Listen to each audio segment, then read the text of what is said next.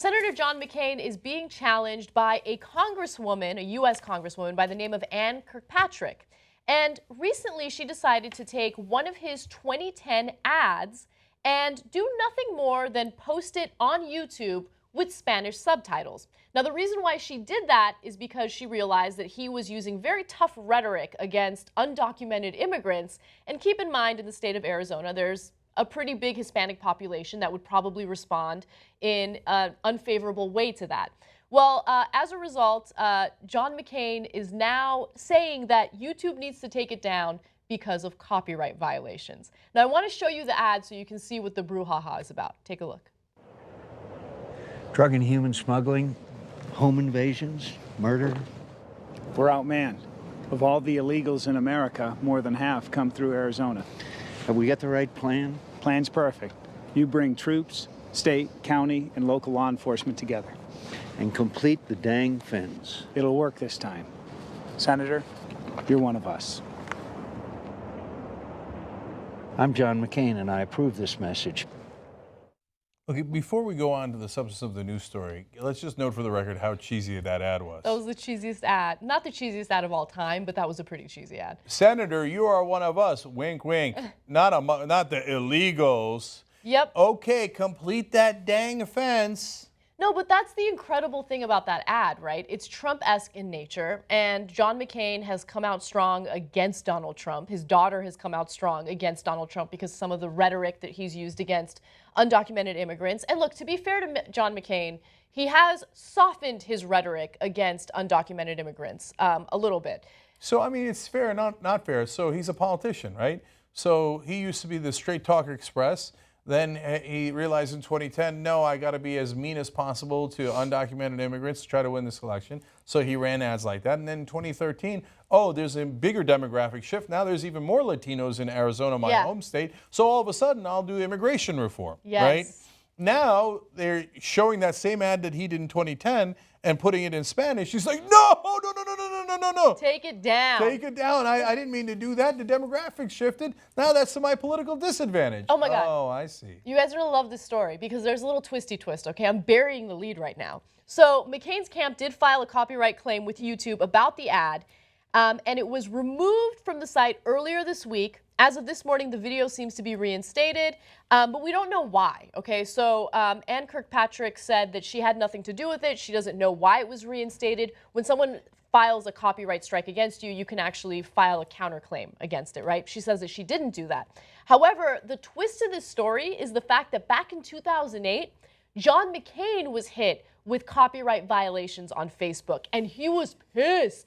And so he kept petitioning Facebook to loosen their copyright policies. Oh, God, it's so good. So McCain was running for president against Barack Obama when YouTube removed several of his own ads for using excerpts and television debate footage and pop songs as soundtracks without negotiating the rights first.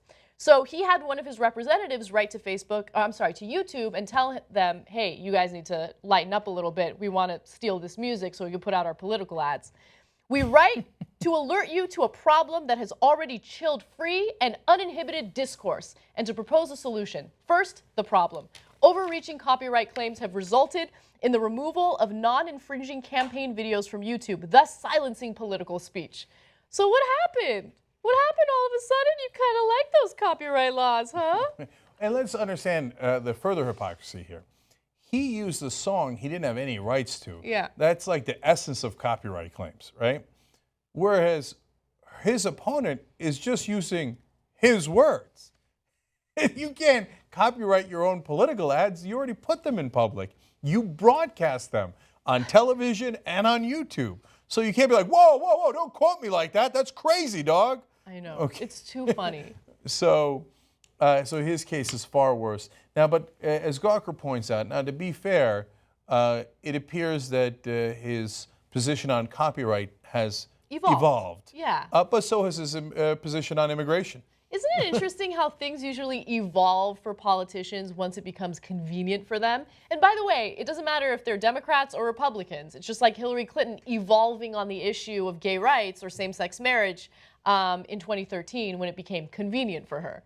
You know, same thing kind of happened with Obama. He wasn't in favor of same-sex marriage. He was in favor of civil unions until same-sex marriage became convenient for him. So it doesn't matter if they're Democrats or Republicans. You see this type of evolution with them regardless. And by the way, just on copyrights real quick, way too many claims.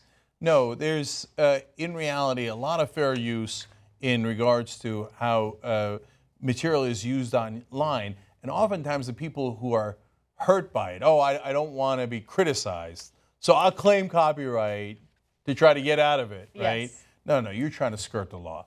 And the reality is, of course, people have a right to use your own ads to make sure that people know what your record is. You just don't want that spoken in Spanish. And that goes to show exactly how deceptive you're being. Because you'd like to have the white people, like that cop over there, go like, oh, you are one of us, John McCain. Wink, wink. Right? Yeah. But you don't want Latino voters to find out that message. No, because you're on that, turning around and pretending to be one of them. God, politicians are unbearable. And you're right about Hillary Clinton. Anna, 2013, that's when she evolved on the issue of gay marriage. As late as 2012, she was technically, and on the record, by the way, it's not like it was like a piece of paper. They asked her, she said it on air over and over again. She was against gay marriage. Yep. It took her till the year 2013 to figure out that gay people should be allowed to marry. That was only 3 years ago. That's insane. And you know why? And this is what the part that sickens me. Because we had already won on that issue. After progressives did the hard work and gay rights organizations did the hard work of winning on that issue, right? Then she turns around after you've already won and all the popular opinion polls have shifted and goes, oh, yeah. I meant I'm with gay marriage all along. Yeah. But you weren't there when it counted. When they were actually fighting that fight, you were missing in action. Yep. Right? But conveniently, when the polls shift, there you are, voila, you show up. And John McCain, in this case, perfect example. When it's convenient for you, the goddamn illegals build that dang fence, right? Now that the demographics have shifted, he's like, what? No, I'm with you guys, just like Trump. I love taco bowls. Just don't quote me in Spanish.